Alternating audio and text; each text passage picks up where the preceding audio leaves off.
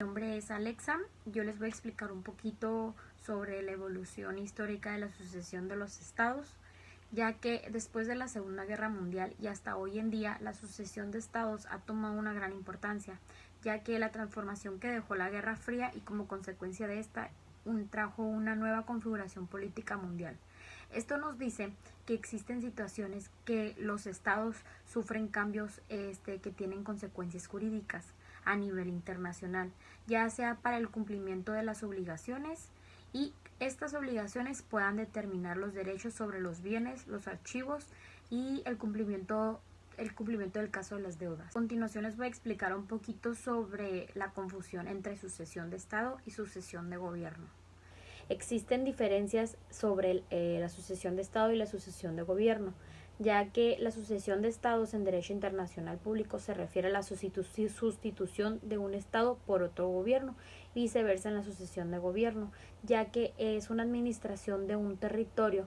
Los estados nacen y se extinguen como sujetos de derecho internacional y a la sucesión de estados se ocupa de los efectos de la dicha extinción.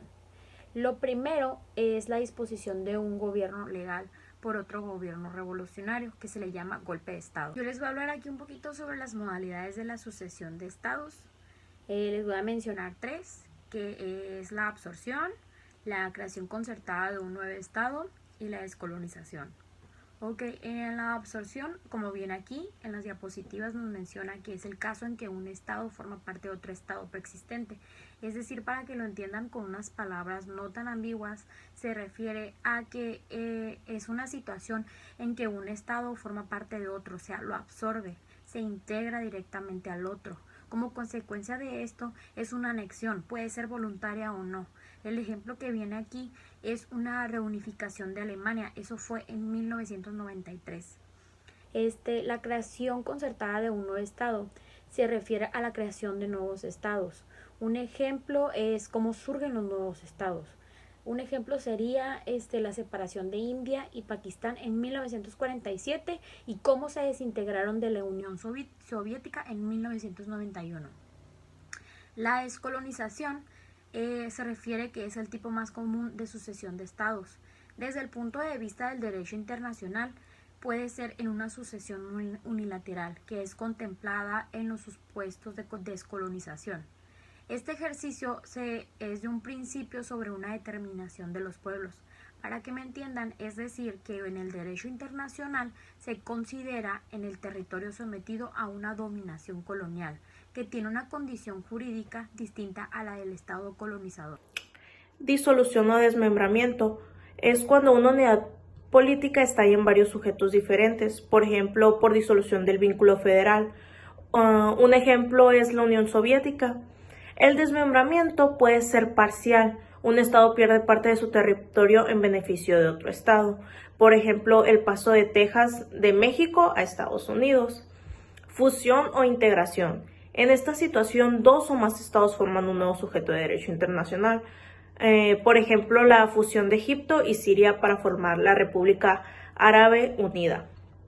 La secesión es la separación de parte del territorio de un estado. Un caso es Bangladesh y Eritrea.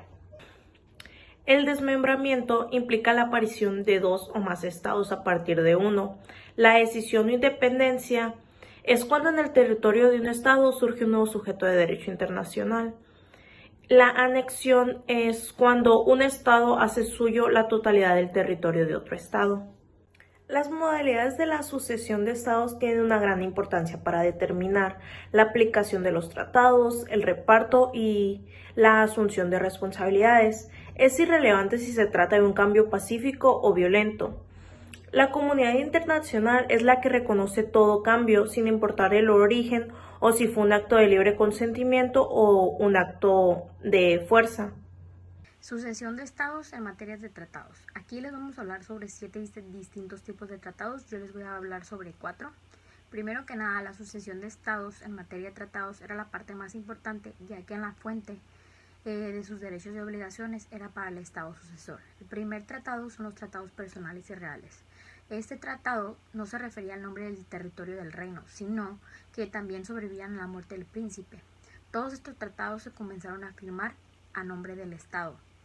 El tratado número 2, que son los localizados y no localizados, determinan un territorio. Estos suponen que su cumplimiento aún en cambios sufridos en el territorio del Estado. El tratado número 3, que son los que afectan al territorio, estos se refieren que son normas internacionales de derecho internacional común, que estos se deben de cumplir todas las obligaciones que resulten de los tratados. En el tratado número 4, que son los tratados que integran al derecho internacional consuetudinario, estos estaban en la primera parte en la Convención de 1978. También nos decía que este principio era reconocido en el derecho internacional en la Convención de Viena de 1969, en su artículo 38, en relación con el artículo 5 de la Convención de 1978. Es decir, que es con el objeto consuetudinario, ya que se basa en el Estado sucesor, que queda obligado a obedecer a todo tipo de tratado consuetudinario. Tratados y los nuevos estados. Una de las principales preocupaciones de la Comisión de Derecho Internacional era determinar si obligan al Estado nuevo los tratados celebrados por el Estado predecesor. Es por eso que se resolvió mediante el principio de la tabla rasa, que se refiere a borrón y cuenta nueva, o empezar el nuevo Estado independizado a partir de una pizarra en blanco. El supuesto de la unificación y separación de estados, en este caso sigue la regla de continuidad. Los tratados se mantienen en vigor, salvo en los casos de incompatibilidad con el fin y objeto del tratado. Esta disposición busca preservar los derechos y obligaciones que de una manera libre han adquirido los estados antes de la Unión y de igual manera salvaguardar los derechos de terceros estados que han contratado con el Estado o estados unificados. En el caso de la separación de partes de un estado, también aplica la regla de continuidad. La identidad de un estado no cambia por la separación de una parte del territorio. El principio de continuidad consiste en transmitir de forma automática los derechos y obligaciones convencionales del estado predecesor a su sucesor. Y por último, los tratados multilaterales es el derecho del estado sucesor de decidir libremente ser parte o no en los tratados multilaterales de los que el estado predecesor ya era. La ex Checoslovaquia fue disuelta tras un proceso pacífico donde la disolución del Estado federal fue acordada por los parlamentos de las repúblicas checa y eslovaca. Esta disolución puso fin a Checoslovaquia como sujeto de derecho internacional e hizo surgir dos estados soberanos sucesores del primero, las repúblicas checa y eslovaca. En sus declaraciones del 31 de diciembre de 1992 dirigidas al secretario general de las Naciones Unidas, las dos repúblicas dejaron en claro que su conducta será respetuosa de los principios que fundamentan el orden y la paz internacionales, de su vocación europea y de su compromiso de respetar todos los acuerdos y tratados firmados por su predecesor. Hola, yo les voy a hablar del caso de la ex Unión Soviética, donde se dice que es un caso complejo, no solamente una sucesión de estados pura y simple, sino que varias modalidades que se entremezclan. Donde tenemos que el primer problema de este proceso de disolución de la ex Unión Soviética se tiene por los estados bálticos y sus declaraciones de soberanía, donde los estados bálticos, Estonia, Letonia y Lituania, fueron ocupados por la Unión Soviética en 1940 y anexados a esta, pero esta anexión no fue reconocida por la comunidad internacional. Después de los acontecimientos sufridos por la Unión Soviética después de 1989, los estados bálticos declararon su independencia en 1990 y fueron reconocidos por Rusia y los países occidentales en 1991. Donde se podría decir que esta no fue una secesión, sino una restauración de independencia que fue perdida en 1940.